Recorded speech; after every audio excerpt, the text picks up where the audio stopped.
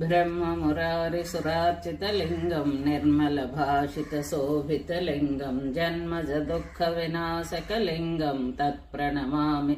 सदा शिवलिङ्गं देवमुनिप्रवरार्चितलिङ्गं कामदहनकरुणाकरलिङ्गं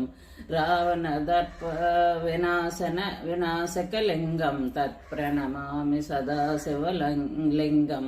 सर्वसुगन्धिसुलेपितलिङ्गं बुद्धिविवर्धनकारणलिङ्गं सिद्धसुरासुरवन्दितलिङ्गं